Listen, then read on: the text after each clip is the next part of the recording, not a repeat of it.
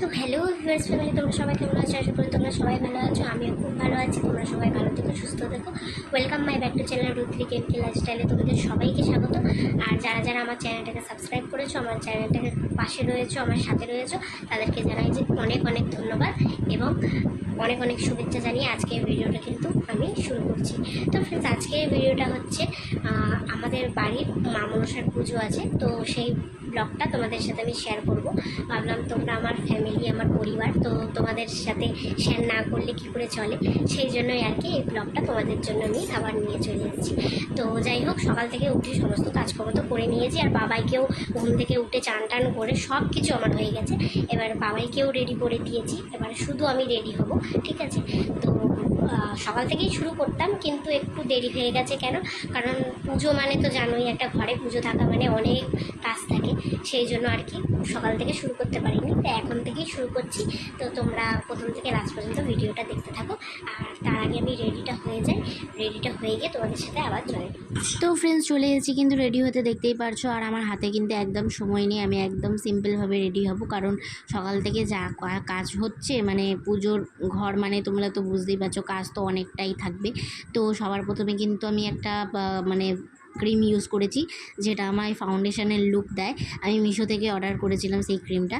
তো সেটা দিয়েই আর কি মুখটার মধ্যে আগে ওটা লাগিয়ে নিয়েছি, তারপরে একটা কম্প্যাক্ট পাউডার লাগিয়ে নিচ্ছি। আর তারপরে কিন্তু একটা লুজ পাউডার লাগাবো, ল্যাকমির লুজ পাউডার লাগাচ্ছি।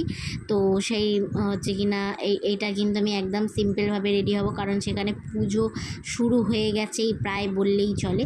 তো যাই হোক, আমি কিন্তু রেডি হয়ে যাচ্ছি।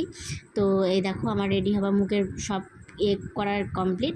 আর আমি এখন চলে এসেছি, লিপস্টিক পরে নিয়েছি। তো লিপস্টিক পরে নিয়েছি, তো এই দেখো তোমাদেরকে কিন্তু আমি দেখিয়ে দিচ্ছি, মুখের পুরো একদম লুকটা ক্রিয়েট করা হয়ে গেছে। তো এবারে চলো শাড়িটা পরে নিয়ে তোমাদেরকে আসল লুকটা দেখিয়ে দিই, চলো।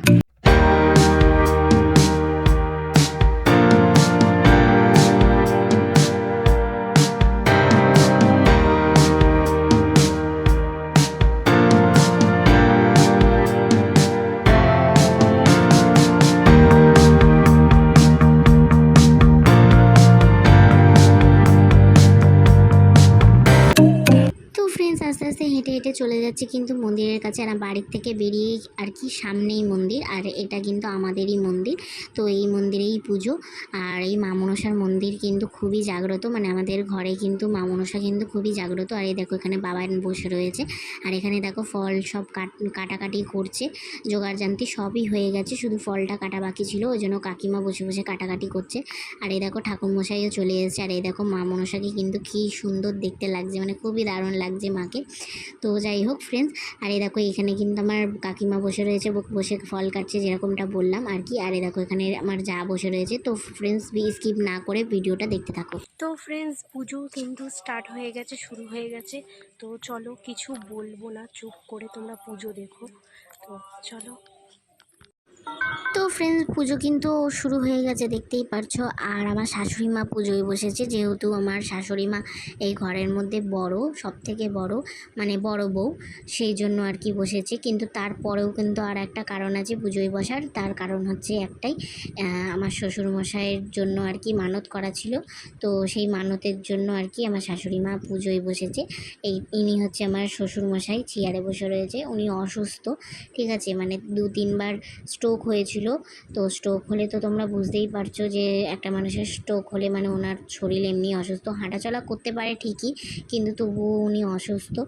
আর এই দেখো এখানে কিন্তু সবাই মানে মানে সবাই আমার সব পরিবাররাই রয়েছে এখানে।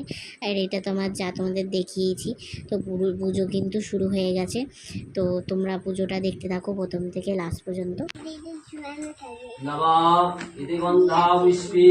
জয় মা অন্নপূর্ণা মাতা ওই শ্রীচরণে নমো নমঃ। জয় মা বাসন্তী শ্রী মাতা ওই শ্রীচরণে নমো নমঃ। তো ফ্রেন্ডস, এখন কিন্তু হোম হবে, তোমরা দেখতেই পাচ্ছ। আর হোমের জন্য যা যা লাগবে সেসব কিন্তু ঠাকুরমশাই সুন্দর করে গুছিয়ে নিচ্ছে। আর এইখান থেকে তোমাদেরকে দেখিয়ে দিই, একদম সামনে থেকে মাকে দেখাচ্ছি, মাকে কিন্তু খুব সুন্দর দেখাচ্ছে, তোমরা দেখতেই পাচ্ছ।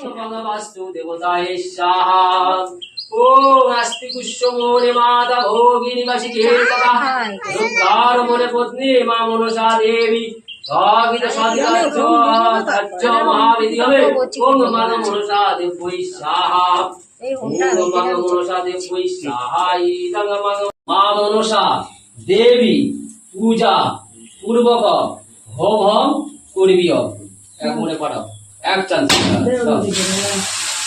ওভার বসে দাও খালি করে বসে দাও প্রণাম করো।